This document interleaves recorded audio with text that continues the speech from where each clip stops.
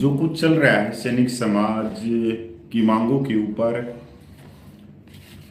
या ये कह सकते हैं कि केंद्र सरकार में क्या चल रहा है पूर्व सैनिकों की जायज मांगों के लिए।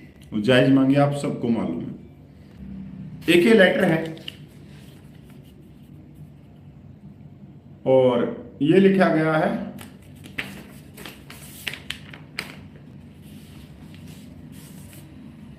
माननीय नरेंद्र मोदी जी को, माननीय रक्षा मंत्री जी को और माननीय जनरल उपेंद्र त्रिवेदी को, माननीय air force chief marshal V R. Chaudhari को और एडमिरल दिनेश के त्रिपाठी को नेवी के, और doctor Nitesh Chandra IAS secretary ESW। यह लेटर आप देख सकते हो और इसके अंदर 7 मांगे हैं।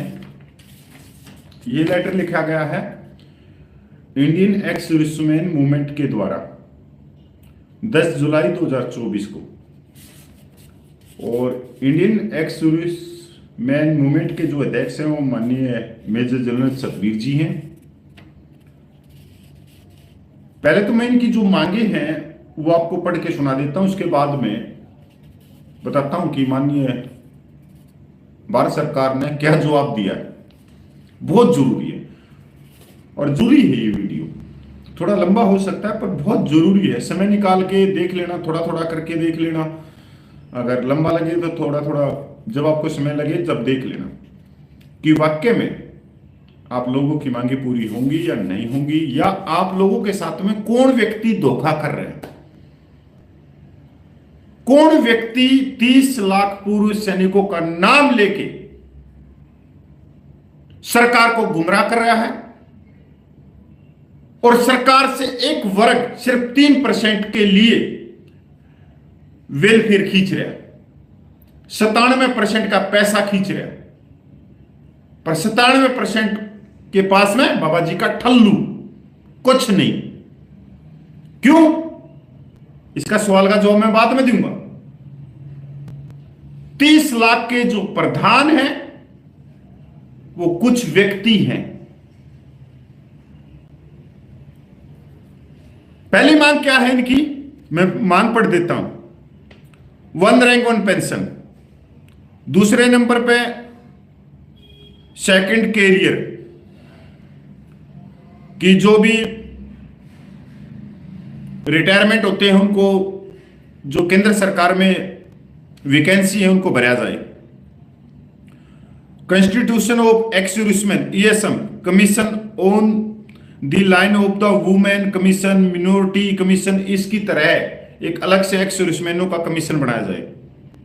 इट विल बी मिनोरिटी, क्या है मैंडेटरी, तो include the member of the defence force for any commission committee constitute. ये भी उसी का पॉइंट है। OROP जो कांग्रेस की सरकार थी, जो फरवरी 2017 को नोटिफिकेशन जारी हुआ था, उसके बाद में 15 सितंबर 2013 को रेवाड़ी की रैली हुई थी और OROP का वादा किया गया था, वो पूरा नहीं हुआ। फिर OROP announced by the GOI कि प्रेमेचर को उसका लाभ मिले, प्रेमेचर को बाहर छोड़ दिया। Veterans family are the inform that, veteran family के लिए बोल रहे हैं major general Satbir ji. Increase in the pension the widow के लिए बोल रहे हैं। Increase in the pension of the JCOR के लिए बोल रहे हैं। बहुत बढ़िया। ग्रुप X के लिए बोल रहे हैं, परमेश्वर के लिए बोल रहे हैं, कोर्ट केस के लिए बोल रहे हैं, मेजर की पेंशन कम है उसके लिए बोल रहे हैं, लेफ्टिनेंट कर्नल है उसकी पेंशन कम है उसके लिए बोल रहे हैं, केस ऑफ द इनक्रेस 20% पेंशन के लिए बोल रहे हैं, ऑनरेडी रैंक के लिए बोल रहे हैं, और case of the increase in the pension of the revised soldier के लिए बोल रहे हैं जो रिजर्विस्ट है उनके लिए बोल रहे हैं।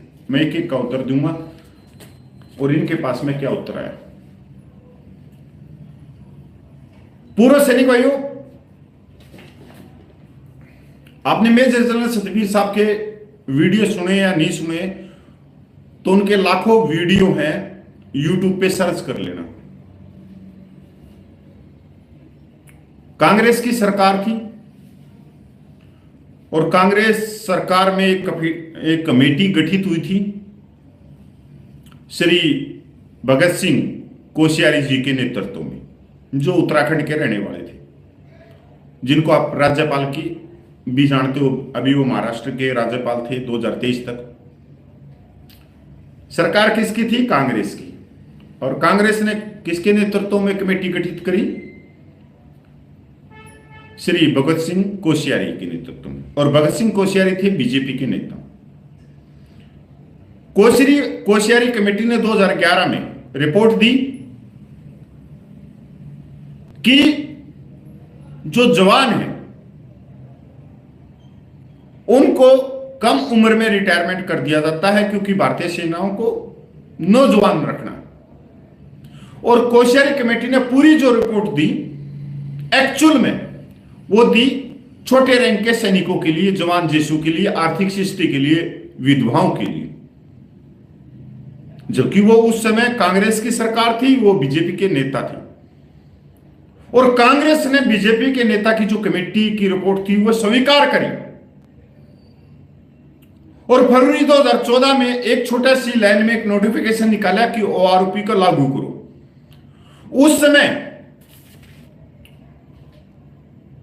माननीय मेजर जनरल सतबीर साहब को, लेफ्टिनेंट जनरल राज काद्याण को पता लग गया कि कांग्रेस सरकार जो बेनिफिट देना चाहती है वो देना चाहती है जवान जेएसयूज को।